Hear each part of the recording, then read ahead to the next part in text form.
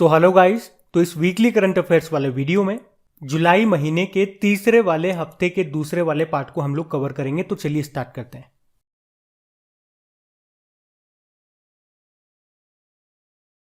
तो इस प्रश्न में आपसे पूछ रहे हैं अभी अंतर्राष्ट्रीय न्याय दिवस कब मनाया गया। तो आंसर होगा 17 जुलाई को। तो 17 जुलाई को दुनिया भर में विश्व अंतर्राष्ट्रीय न्याय दिवस के रूप में मनाया जाता है और इसकी थीम क्या है? Achieving social justice through formal employment.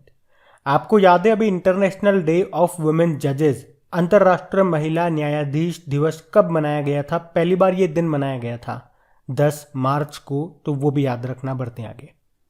अब बताओ नेल्सन मंडेला अंतर्राष्ट्रीय दिवस कब मनाया गया? तो आंसर होगा 18 जुलाई को।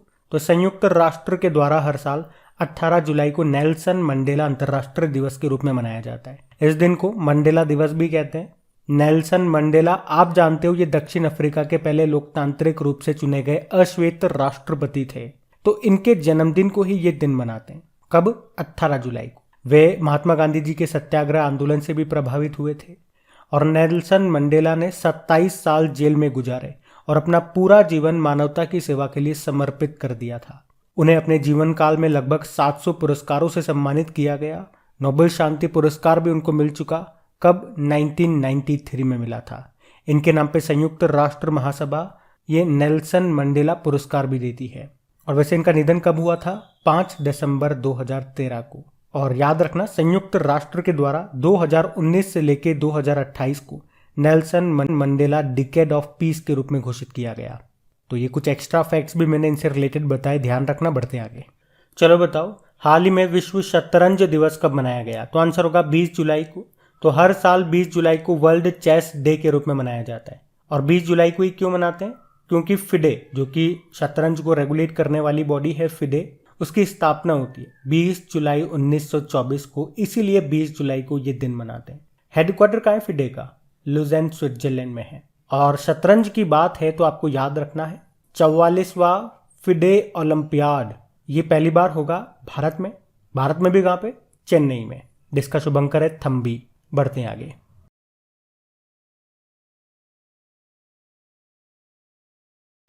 बताइए जुलाई 2022 में कौन सा राज्य अपनी इंटरनेट सेवा रखने वाला भारत का पहला और एकमात्र राज्य बन गया है? तो आंसर होगा केरल। तो अभी केरल के जो मुख्यमंत्री हैं पिनाराई विजयन, उन्होंने घोषणा की है कि केरल अब देश का पहला और एकमात्र राज्य है जिसके पास अपनी इंटरनेट सेवा है। इसकी घोषणा तब की गई जब Kerala fibre optic network limited को दूरसंचार विभाग से इंटरनेट सेवा प्रदाता लाइसेंस प्राप्त हुआ, जिसका उद्देश्य है राज्य में सभी को इंटरनेट तक पहुंच प्रदान करना। आपको याद है कि भारत के पहले radio over internet protocol system का उद्घाटन कहां पे किया गया था?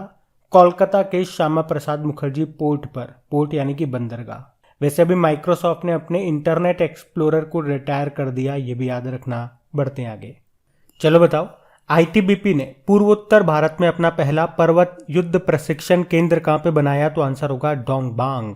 तो चाइना के साथ एलएसी पर बढ़ते तनाव के बीच ITBP Indo Tibetan border police ने सिक्किम के डोंगबांग में अपना पहला पर्वतीय युद्ध प्रशिक्षण केंद्र स्थापित किया है। इस प्रशिक्षण केंद्र में जवानों को पहाड़ी क्षेत्र में लड़े जाने वाले युद्ध की बारीकियां और अधिक ऊंचाई वाले क्षेत्रों में युद्ध की रणनीति बनाने की ट्रेनिंग दी जाएगी।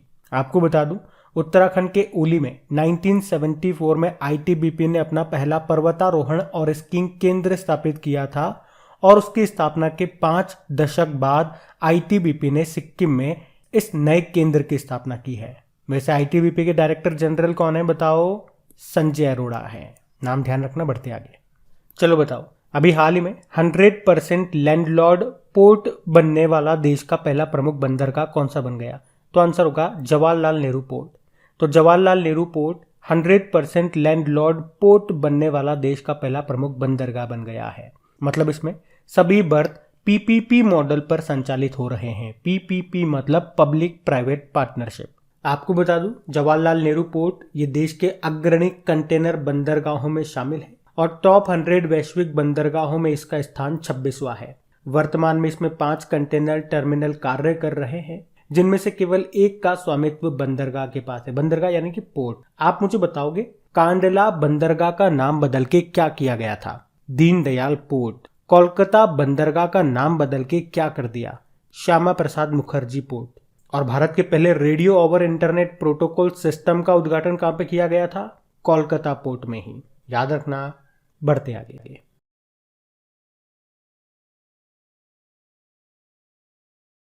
चलो बताओ, अभी जुलाई 2022 में किसे नेशनल स्टॉक एक्सचेंज के नए एमडी सीईओ के रूप में नियुक्त किया गया? तो आंसर होगा आशीष कुमार चौहान को। तो अभी सेबी ने आशीष कुमार चौहान को नेशनल स्टॉक एक्सचेंज का नया एमडी सीईओ नियुक्त किया है। ये किनका स्थान लेंगे? विक्रम लिमये का स्थान लेंगे।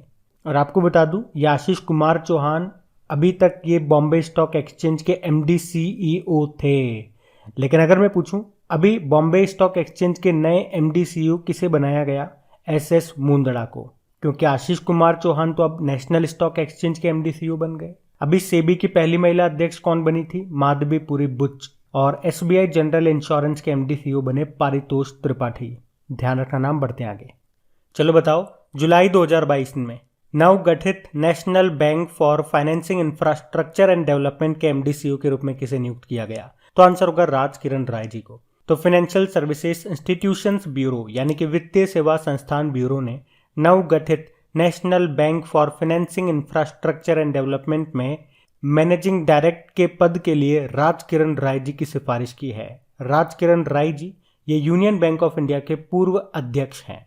आप जानते हो अभी मनरेगा लोकपाल कौन बने थे? एनजे ओझा। अभी साउथ सूडान में संयुक्त राष्ट्र मिशन में फोर्स कमांडर कौन बने थे? मोहन सुब्रमण्यम। और national high speed corporation limited के सीएमडी कौन बने? राजेंद्र प्रसाद। ये भी नाम याद रखना। बढ़ते आगे। अच्छा बताइए, हाल ही में किसने अंतरराष्ट्रीय हॉकी महासंघ के पद से इस्तीफा दे दिया? तो आंसर होगा नरेंद्र बत्रा। आपको याद होगा, अभी कुछ समय पहले ही हम लोगों ने पढ़ा था, उन्होंने इंडियन ओलंपिक एसोसिएशन के पद से इस्तीफा दिया था। पर अभी उन्होंने अंतरराष्ट्रीय हॉकी महासंघ के अध्यक्ष के पद से और अंतरराष्ट्रीय ओलंपिक समिति के सदस्य पद से भी इस्तीफा दे दिया।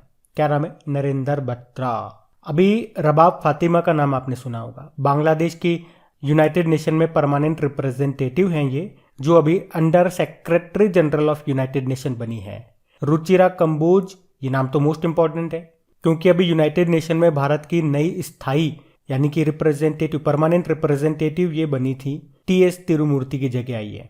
और प्रसार भारती के सीईओ का एडिशनल चार्ज किसे मिला? मयंक कुमार अग्रवाल को।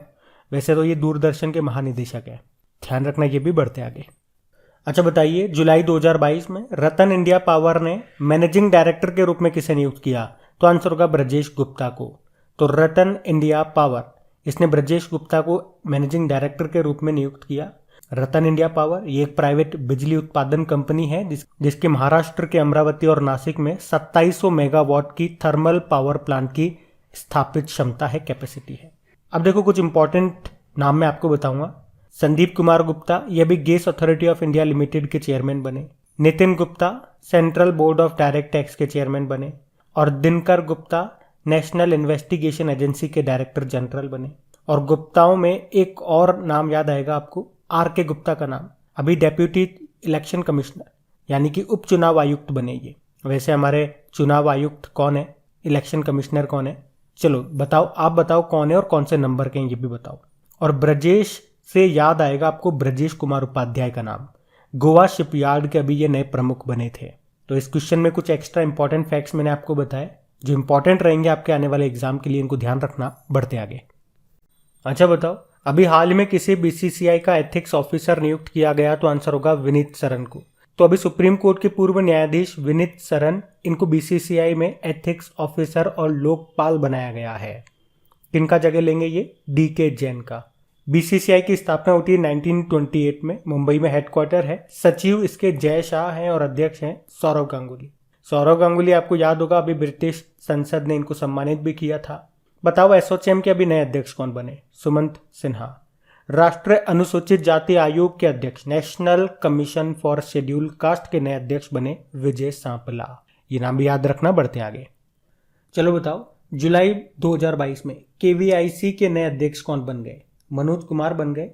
खादी व ग्रामोद्योग आयोग के नए अध्यक्ष किनका स्थान लिया? विनय कुमार सक्सेना। आप जानते हो विनय कुमार सक्सेना भी दिल्ली के नए उप राज्यपाल लेफ्टिनेंट गवर्नर बने थे। और मनोज से 2-3 नाम आपके न्यूज़ में रहे थे, आपको याद होगा, जैसे कि मनोज सोनी यूपीएससी के अध्यक्ष बने, मनोज पांडे नए आर्मी चीफ बने 29 नंबर के, और मनोज कटियार सैन्य अभियान के महानिदेशक बने director general of military operations. तो ये ध्यान रखना, मनोज कुमार का नाम भी याद रखना, इंपॉर्टेंट क्वेश्चन है। बढ़ते हैं आगे। चलो बताओ, अभी हाल ही में किसे यूपीएससी का सदस्य नियुक्त किया गया? तो आंसर होगा राज शुक्ला को। तो अभी केंद्र सरकार ने आर्मी ट्रेनिंग कमांड के पूर्व प्रमुख रिटायर्ड लेफ्टिनेंट जनरल राज शुक्ला को संघ लोक सेवा आयोग यानी कि यूपीएससी का सदस्य नियुक्त किया है। राज शुक्ला, इन्हें मई 2020 में आर्मी ट्रेनिंग कमांड का प्रमुख बनाया गया था, लेकिन अभी वो 31 मार्च 2022 को रिटायर्ड हो गए। वैसे वर्तमान में यूपीएससी के चेयरमैन कौन है? मनोज सोनी हैं। और मनोज पांडे, याद रखना, ये हमारे नए आर्मी चीफ हैं 29 नंबर के। और आप जानते हो Ashish Kumar Chauhan national stock exchange के नए एमडी सीईओ बने, और राजेंद्र प्रसाद ये national high speed rail corporation limited के नए अध्यक्ष बने थे। नाम भी ध्यान रखना। बढ़ते हैं आगे।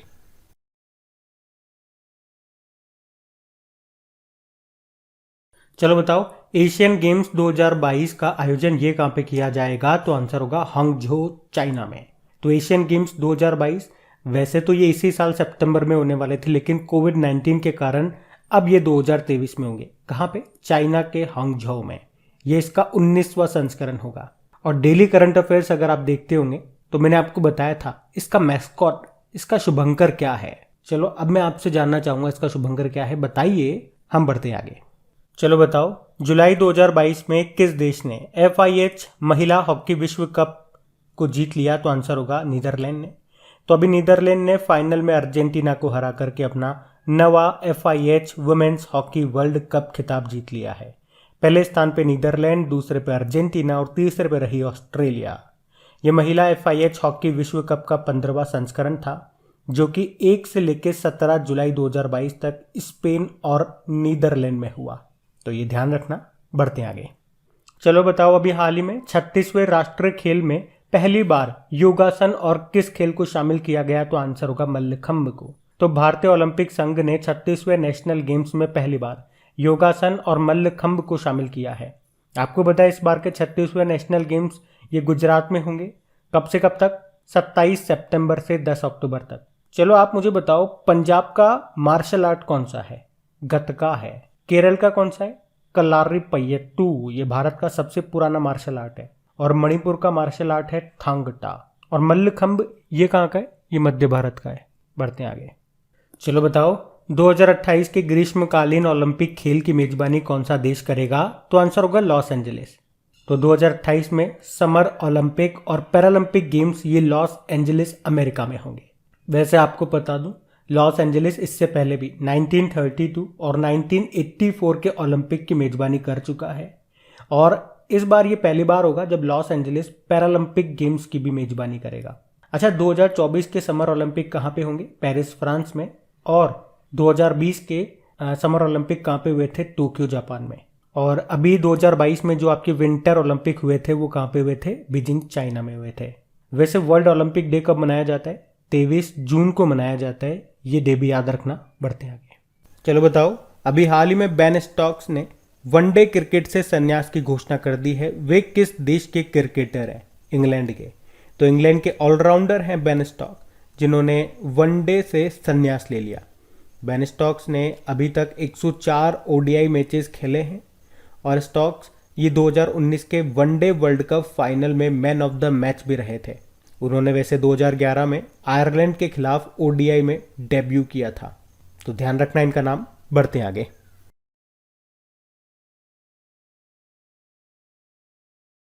चलो बताओ, जुलाई 2022 में केंद्र सरकार ने सीवर और सेप्टिक टैंक की सफाई के लिए कौन सी योजना तैयार की? तो आंसर होगा नमस्ते योजना। तो अभी केंद्र सरकार ने सीवर और सेप्टिक टैंक की सफाई के लिए नमस्ते योजना को शुरू किया, जिसका उद्देश्य क्या है?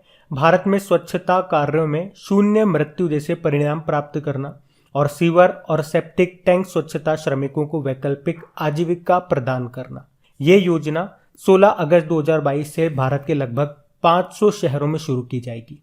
अच्छा मुझे बताओ, अभी मुख्यमंत्री मुफ्त सीवर कनेक्शन योजना किसने शुरू की? तो आंसर होगा दिल्ली। और वैक्यूम बेस्ड सीवर सिस्टम लगाने वाला पहला शहर कौन सा बना? उत्तर प्रदेश का आगरा। अभी किस आईआईटी ने सेप्टिक टैंक को साफ करने के लिए होमोसेप नाम से एक रोबोट बनाया था? तो आंसर होगा आईआईटी मद्रास ने। याद रखना, बढ़ते हैं आगे। अच्छा बताओ, किस राज्य में मुख्यमंत्री उदीयमान खिलाड़ी उन्नयन योजना ये शुरू होती है? तो आंसर होगा उत्तराखंड। तो ये है मुख्यमंत्री उदीयमान खिलाड़ी उन्नयन योजना। ये 29 अगस्त 2022 को शुरू होगी। क्या होगा इसमें? इसमें हर जिले के 150 बालक और इतनी ही बालिकाओं को हर महीने 1500 रुपए की छात्रवृत्ति स्कॉलरशिप दी जाएगी। और उत्तराखंड के जो मुख्यमंत्री हैं पुष्कर सिंह धामी, वो इसको शुरू करेंगे। कब? 29 अगस्त को, जिस दिन राष्ट्रीय खेल दिवस होता है, नेशनल स्पोर्ट्स डे। उस मौके पर 8 से लेकर 14 साल के बच्चों को खेल छात्रवृत्ति दी जाएगी। और कितनी बताई मैंने आपको? 1500 रुपए। आप बताओ, अभी प्री प्राइमरी लेवल पर नेशनल एजुकेशन पॉलिसी को लागू करने वाला अभी पहला राज्य कौन सा बना? हिम प्रहरी योजना अभी किस राज्य ने शुरू की? इन दोनों प्रश्न का उत्तर दो, हम बढ़ते हैं आगे।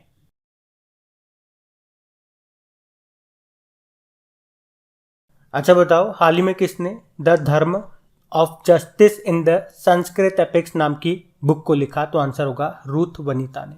तो अभी रूथ वनिता ने dharma of justice in the Sanskrit epic debate on gender varna and species नाम की बुक को लिखा। इसे ऑक्सफोर्ड यूनिवर्सिटी प्रेस के द्वारा प्रकाशित किया गया। ये बुक भारत के प्राचीन ग्रंथों को पढ़ने का वर्णन करती है। आपको बताएं, अभी द मैकमोहन लाइन इस बुक को लिखा है जे सिंह ने। गौतम अडानी की जीवनी लिखी है RN भास्कर ने। Gautam Adani the man who changed India नाम से। और बिमल जालान ने द इंडिया स्टोरी नाम से बुक लिखी थी। ध्यान रखना ये। बढ़ते हैं आगे।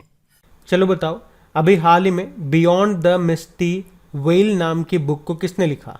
आराधना जौहरी ने। तो अभी उत्तराखंड के जो मुख्यमंत्री हैं पुष्कर सिंह धामी, उन्होंने उत्तराखंड के मंदिरों पर आराधना जौहरी के द्वारा लिखित पुस्तक beyond the misty veil temple tales of Uttarakhand को रिलीज किया है। ये बुक देश विदेश में उत्तराखंड के दिव्य मंदिरों के प्रामाणिक परिचय के रूप में जानी जाएगी। आप जानते हो, अभी डॉक्टर सोनू फोगाट ये लेखक हैं। इन्होंने अष्टांग योग नाम की बुक को लिखा, जिसको हरियाणा के मुख्यमंत्री मनोहर लाल खट्टर जी ने लॉन्च किया था। गीतांजलि श्री नाम तो बहुत इंपॉर्टेंट है, क्योंकि अभी अंतर्राष्ट्रीय बुकर पुरस्कार इन्होंने जीता है इनकी पुस्तक टॉम्ब ऑफ सेंड के लिए। और इसकी ट्रांसलेटर कौन थी? डेजे रॉकवेल थी। बाकी विनीत कार्निक भारत की पहली स्पोर्ट्स मार्केटिंग बुक है। कौन सी? Business of sports the winning formula for success. इसको भी लॉन्च किया गया, जिसको लिखा है विनीत कार्निक ने। अच्छा, आप तो मुझे बताओ कि अभी world book and copyright day ये कब मनाया था हमने? तो याद रखना 23 अप्रैल को, जिसकी थीम थी read so you never feel low. और पेरिस बुक फेस्टिवल 2022 जो अप्रैल में हुआ था, याद रखना भारत को गेस्ट ऑफ ऑनर चुना गया था इसमें। चलो बताओ, किसे 2022 के लिए विश्व पुस्तक राजधानी के रूप में चुना गया? मैक्सिको का शहर ग्वाडलाजारा को। तो ये भी चीजें याद रखना। बढ़ते हैं आगे।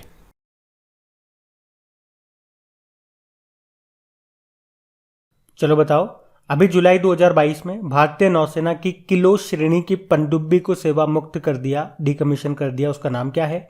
INS सिंधु ध्वज। तो भारतीय नौसेना की किलो श्रेणी की पनडुब्बी थी ये INS सिंधु ध्वज, जिसे अभी 35 सालों की सेवा के बाद अभी 16 जुलाई 2022 को डिकमीशन यानी कि सेवा मुक्त कर दिया। तो अब इसके जाने के बाद नौसेना के पास 15 पारंपरिक पनडुब्बियां सेवा में मौजूद है। पनडुब्बी यानी कि सबमरीन। और ये नाम इसलिए भी इंपॉर्टेंट है क्योंकि ये एकमात्र पनडुब्बी थी जिसे प्रधानमंत्री नरेंद्र मोदी जी के द्वारा इनोवेशन के लिए chief of naval staff rolling trophy से सम्मानित किया गया था। याद रखना, ये एक किलो क्लास सिंधु घोष श्रेणी की पनडुब्बी थी। इसे जून 1987 में नौसेना में शामिल किया गया था। हमने इसे रशिया से लिया था। और आपको बता दूं, किलो क्लास भारतीय नौसेना की पहली पनडुब्बी थी जो पानी के नीचे से जहाज रोधी और भूमि हमला क्रूज मिसाइलों को दाग सकती थी। वैसे हमारे नेवल चीफ कौन है? R हरिकुमार है। और नौसेना दिवस 4 दिसंबर को मनाया जाता है। बढ़ते आगे।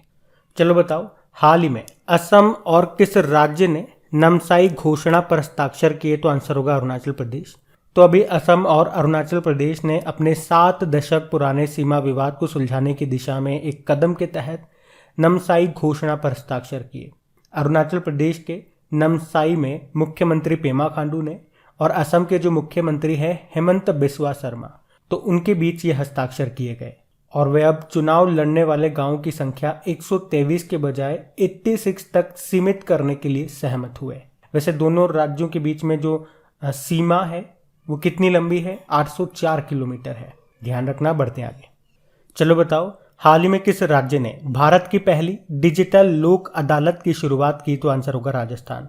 तो अभी राष्ट्रीय कानूनी सेवा प्राधिकरण के अध्यक्ष उमेश ललित ने 18वीं अखिल भारतीय कानूनी सेवा प्राधिकरण सम्मेलन के दौरान AI संचालित यानी कि आर्टिफिशियल इंटेलिजेंस संचालित भारत की पहली डिजिटल लोक सेवा अदालत को शुरू किया है। कहाँ पे? राजस्थान में। आप मुझे बताओ अभी किस राज्य सरकार ने भारत की पहली ई लोक अदालत का आयोजन किया था? तो आंसर होगा छत्तीसगढ़ ने। इसमें क्या था? ऑनलाइन लाइव सुनवाई वीडियो कॉन्फ्रेंसिंग के जरिए की गई थी। वैसे भारत की पहली पेपरलेस हाईकोर्ट ये कौन सी है? केरल। और पहली पेपरलेस सरकार? दुबई सरकार। बढ़ते आगे। चलो बताओ, हाल ही में किसे यूरोमनी के द्वारा दूसरी बार विश्व का सर्वश्रेष्ठ SME बैंक घोषित किया गया? तो आंसर होगा DBS बैंक को। तो अभी development bank of Singapore limited को यूरोमनी के द्वारा दूसरी बार विश्व के सर्वश्रेष्ठ SME बैंक के रूप में मान्यता दी गई। SME मतलब स्मॉल मीडियम एंटरप्राइजेस। इससे पहले 2018 में भी इसे ये पुरस्कार मिल चुका है। DBS बैंक का हेडक्वार्टर मिलेगा सिंगापुर में और इसके CEO हैं पीयूष गुप्ता। आपको पता है अभी Kotak Mahindra bank IT portal के साथ एकीकृत यानी कि इंटीग्रेटेड होने वाला ये पहला बैंक बना। RBL बैंक के MD CEO बने R सुब्रमण्य कुमार और यूनियन बैंक ऑफ इंडिया इसने डिजिटल ट्रांसफॉर्मेशन प्रोजेक्ट संभव को लॉन्च किया था अभी। ये ध्यान रखना, बढ़ते आगे। अच्छा बताओ, जुलाई 2022 में जारी हेनले पासपोर्ट इंडेक्स के अनुसार दुनिया का सबसे शक्तिशाली पासपोर्ट कौन सा है? तो आंसर होगा जापान का। तो हेनले पासपोर्ट इंडेक्स आया और उसके अनुसार जापान का पासपोर्ट दुनिया का सबसे शक्तिशाली पासपोर्ट है जिसके नागरिक बगैर वीजा के 193 देशों की यात्रा कर सकते हैं। शक्तिशाली का मतलब यही हो गया, अगर आपके पास उस देश का पासपोर्ट है तो बिना वीजा के आप कितने ज़्यादा देशों में यात्रा कर सकते हैं। जितने ज़्यादा देशों में यात्रा कर पाएंगे हम उसे कहेंगे वो सबसे ज़्यादा उस देश का पासपोर्ट शक्तिशाली है, पावरफुल है। वहीं सिंगापुर, साउथ कोरिया ये संयुक्त रूप से दूसरे स्थान पर है। जर्मनी और स्पेन संयुक्त रूप से तीसरे स्थान पर है। और भारत में बात करेंगे तो भारत का जो पासपोर्ट है वो 87वें नंबर पर है इस इंडेक्स में। ये ध्यान रखना, बढ़ते आगे। चलो बताओ अभी किसने वीवा एंगेज एप्लीकेशन को लॉन्च किया? तो आंसर होगा माइक्रोसॉफ्ट ने। तो अभी माइक्रोसॉफ्ट ने एक नया एप्लीकेशन वीवा एंगेज को लॉन्च किया है जो व्यक्तिगत अभिव्यक्ति के लिए टूल प्रदान करने के साथ साथ समुदाय और कनेक्शन बनाने में मदद करता है। इस एप्लीकेशन पर नेता समाचार और अंतर्दृष्टि साझा कर सकते हैं, सवालों के जवाब दे सकते हैं और दो तरफा बातचीत की सुविधा प्रदान कर सकते हैं। स्टोरी लाइन और स्टोरीज सुविधाओं के साथ कर्मचारी सहकर्मियों से जुड़ सकते हैं और अपने विचार, विशेषज्ञता और जुनून और विचार वगैरह ये साझा कर सकते हैं। माइक्रोसॉफ्ट की बात करें, स्थापना होती है 1975 में। CEO सत्या नडेला है। आपको याद होगा एक तो इन्हें और जो सुंदर पिचाई ये गूगल के CEO, इनको मिला था पद्म भूषण। इसका हेडक्वार्टर मिलेगा माइक्रोसॉफ्ट का वॉशिंगटन US में। आप मुझे बताओ कहाँ पे भारत का सबसे बड़ा डेटा सेंटर स्थापित करेगा माइक्रोसॉफ्ट? हैदराबाद में। इसने अभी अपने इंटरनेट एक्सप्लोरर को भी बंद कर दिया। बताओ अभी Microsoft partner of the year award 2022 ये किसे मिला? HCL टेक्नोलॉजी को। ये ध्यान रखना। तो गाइज ये लीजिए, इसी के साथ जुलाई मंथ के तीसरे वाले हफ्ते का दूसरा वाला पार्ट भी आपका ओवर हो गया है। क्विज लगा लीजिएगा। वीडियो अगर पसंद आया तो शेयर करके लाइक जरूर कर दीजिएगा। Thank you.